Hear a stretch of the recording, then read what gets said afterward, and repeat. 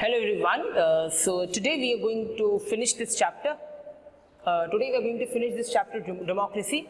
In the previous we have looked at about the democracy, about the definition of democracy. Now today we are going to look at the for and against, like what are the benefits of democracy.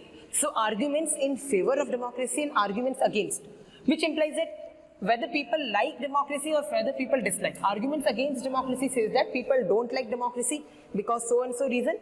And arguments in favor of democracy tells us that people like democracy, they want democracy because of these reasons. So let us know what are these reasons. So one is arguments against democracy, that why democracy is not good. First is leaders keep changing and no consistency in policy is there. So it says that leaders keep changing because we know that election takes place. Election takes place every 5 years.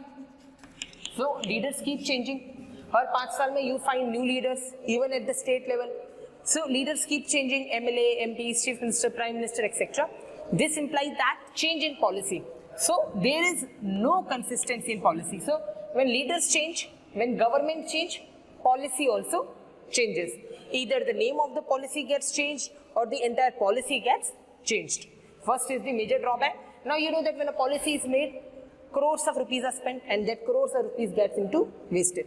So first disadvantage is leaders keep changing and no consistency in policy. Second is consultation process is time consuming. When a law is made, okay, it is, so in parliament makes the law. Now it takes at least more than a month. It takes more than 1 month to form new policies, laws, etc. Because it is sent to various committees who studies that law. It is presented in the Lok Sabha, Rajya Sabha for debate, and then amendments are done, changes are done, etc. So it takes too much time. So people say that consultation process is time consuming, and by the time aap law ko la rahe ho, problem already went or problem has become much more severe. So quick decision making is not there. That the critics are saying that quick decision making is not there. Third is problem of corruption, inordinate delay, political competition. Yes, corruption is there in democracy. Why? It takes too much time for policy making, and then it is very difficult to supervise certain things. But it is not true to say that corruption is already in democracy. It is also prevalent in monarchies as well. So corruption is prevalent everywhere. And second is inordinate delays. Inordinate delay in getting approval.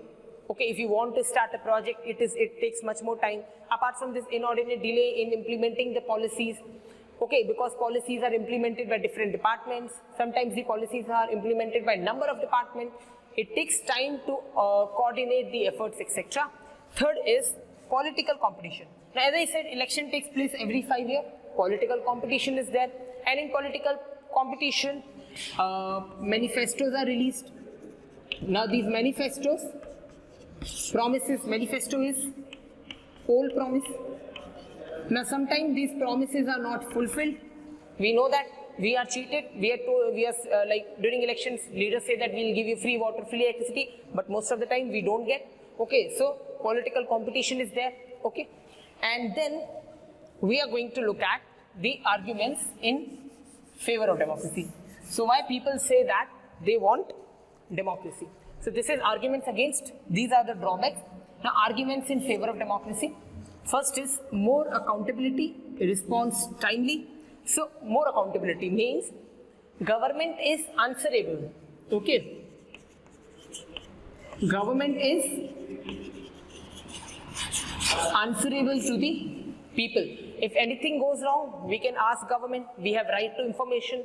And we have also RTI. Through RTI, we can get certain information. Government is accountable in the sense that if government is not taking decisions which are good, and on the next election, we can change the political leader. Okay, second is response timely. In case famine occur, drought occur, or any disaster occur, government takes quick decision. Like they release thousands of crores as a grant for flood relief, etc. So it is not that decisions are taken, there is an inordinate delay. Sometimes quick decision making is done, timely response is given. Suppose Cyclone Fani came, government gave crores of rupees, they send the team so that rehabilitation can be done. Second is provides a method to deal with conflict. Now see, in a society there are a number of people who belong to different religion, caste, etc. Democracy provides a platform to deal with conflicts and differences. How?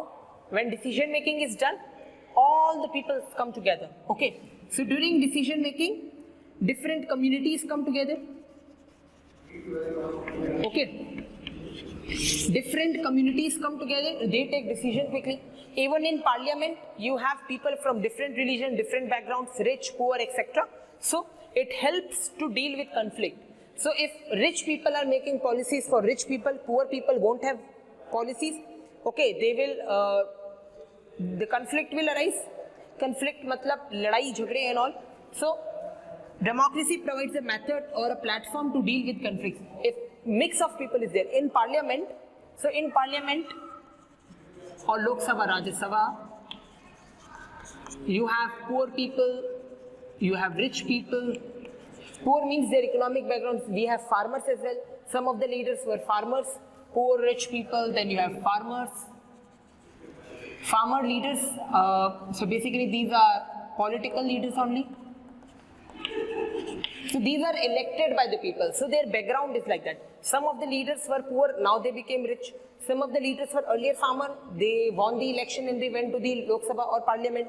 Okay, so there is a mix of community, and so conflicts and differences are avoided. Okay, conflicts and differences are avoided. Second is improves quality of decision making, because when decision making takes place with a group of individuals from different communities, etc., decision making improves because we take into consideration and make policy in such a way that benefits reaches all. Okay, and the third and the fourth one is it enhances right of citizens or dignity of citizens. It enhances dignity of citizens. How? People are the ruler. Okay, people are the ruler because they elect. In elections, voting is done by citizens.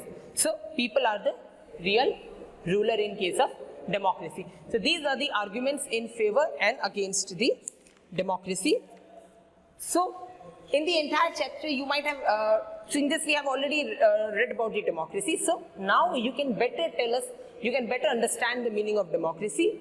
And in case if you get a question about democracy, you have to write the 4 points, why it is essential and what are the arguments in favor of democracy. So we are done with this chapter. In the next class, we'll move to the next chapter. Okay, thank you.